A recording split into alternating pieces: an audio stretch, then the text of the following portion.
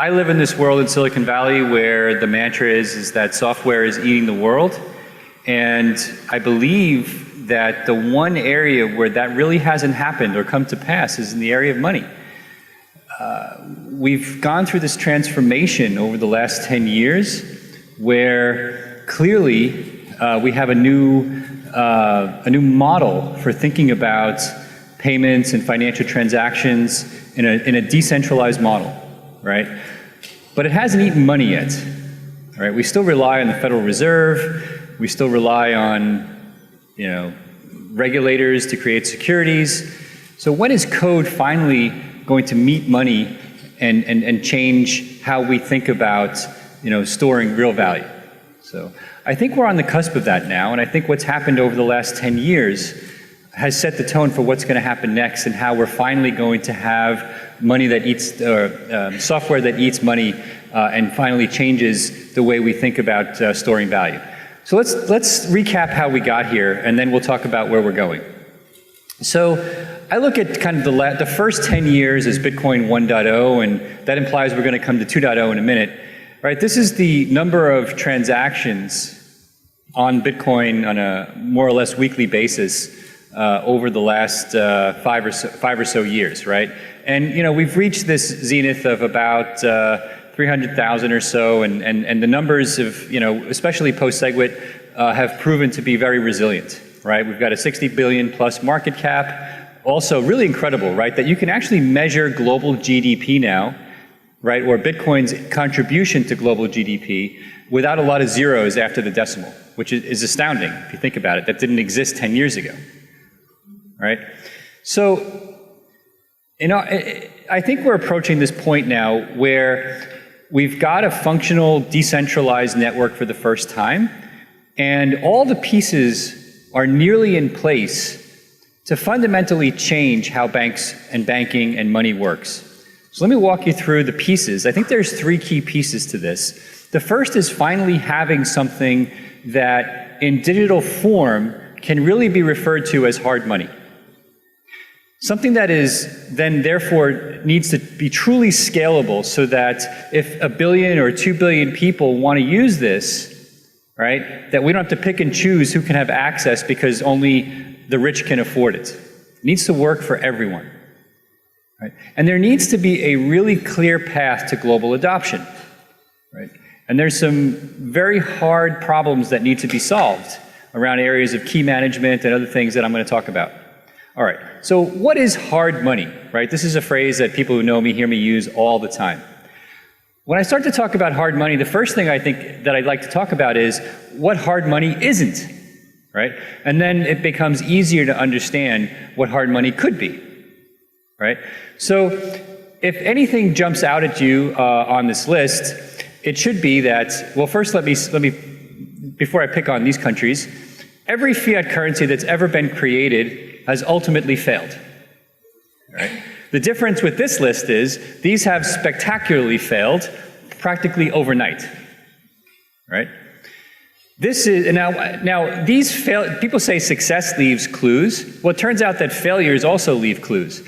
So we'll pick on Zimbabwe for a minute. It doesn't really matter which country we look at. Here's the Zimbabwe dollar during its hyperinflation period when it was on its deathbed. And you can see that cost inflation is also tracking closely with the actual money supply itself, which is hyperinflating to infinity. Right? So this is the US money supply, right, since 1918 going out to a couple of years ago during the quantitative easing periods. And if anything jumps out at you, it should be that that chart looks scarily familiar to the previous chart, at least the money supply part. Right? So if that doesn't frighten you, here's the price level, right, in dollar terms, since we basically went from a commodity standard to a fiat standard, which basically means that gold wasn't backing up the value of the dollar anymore starting in the 70s when Nixon took us off the gold standard. Right? And you can see that the value of money was no longer a driving force in managing our economy. If it was, the chart wouldn't look like this. Right? So now, the last thing, let's make this hit home to people, right? If you take the same money, you put a bunch of stuff in a shopping basket, and then you take the same money, a bunch of years later, you're going to be very disappointed with what's in the shopping basket. My favorite analogy for thinking about the value of money today, and by money I mean government-issued money, is death by 1,000 cuts.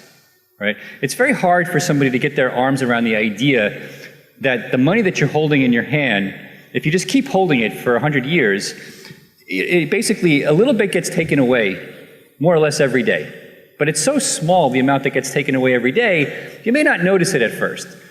But trust me, after 100 years, you're going to notice. And that's one of the biggest problems with money, is that the government-issued money, is that by the time we realize that the net worth of what we have has been eroded by the government 90%, half of us have died. But if you think about what's happening in healthcare, right, I believe we're on the cusp of people living to be 110, 120, 130 years old, which is totally within the realm of reason, and people's ideas on hard money are going to change dramatically when that happens. So the best book I've ever read on this topic is by Saifuddin Ammous, who I believe was here yesterday signing books. If you don't have it, you have to buy it. I insist that you buy it, and I make no money on it. So it takes the first part of what I just explained, goes into it in infinite detail, and then explains why the last hard money we've ever had is gold and why the best hard money we've ever had is Bitcoin, because of the fact that you can't have death by 1,000 cuts when you have a deflationary asset. Okay? So we have this hard asset now, or the potential for this hard asset in Bitcoin, but it has to be scalable. It has to be scalable so that 1 billion people can use it. Now, when Satoshi first created Bitcoin, he was very, very clear that Bitcoin could scale to millions of users, millions of purchases, could work like a Visa card, no problem. Well, 7 years later, the people who are working on Bitcoin tell us, well, that really wasn't true. Right? So here's a statement from a core Bitcoin developer which talks about the fact that Bitcoin is the most inefficient transaction processing system ever created, which is obviously in conflict with the first statement. But it wasn't created to be efficient, it was created to be decentralized. And the cost of decentralization is this inefficiency. So how do we reconcile these if we're going to get to 1 billion users? Right? It's impossible to get there unless we solve this problem.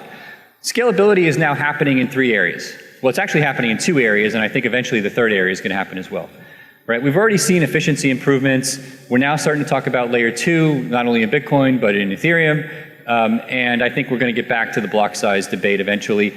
Sorry for the complicated chart, but the yellow line shows SegWit adoption, and the blue line is actually mining fees. So you can see that when the Bitcoin price spiked in late 2017, the mining fees spiked with it, and then coincidentally, of course, when we had SegWit, the number of transactions that we could support went up dramatically, and as a result, the mining fees came down. The point being that this was an optimization that we did to the network, and there are other optimizations around Schnorr signatures and mass that I think are all going to make a huge difference without actually increasing the block size, which is fantastic.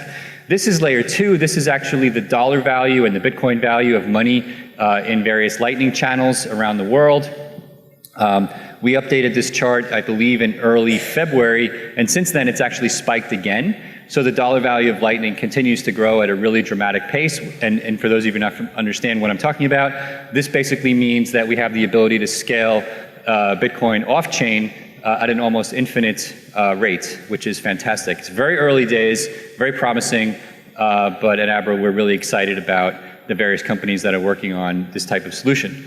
And then lastly, when it comes to the block size itself, the biggest complaint that people have about increasing the block size, beyond the security and just scariness of doing a hard fork, is actually internet bandwidth and the amount of connectivity that people have access to.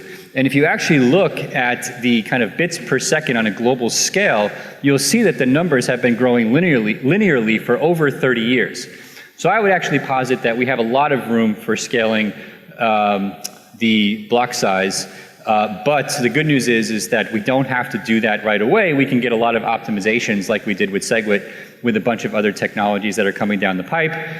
And we went in and researched and found a huge list. This is some of the most prominent projects that are going on. I didn't want you to read all this. I wanted to make the point that the actual number of projects going on in academia to look at scaling and improving, like on-chain scaling and other aspects of this, is incredible. and it's extremely encouraging. I was at the MIT conference last week in Boston and heard just some awesome research projects that are going on, which I think are going to really serve to take us out probably a couple of decades in terms of getting Bitcoin to scale. So the last part of this has to do with taking Bitcoin global, and this is where my day job comes in.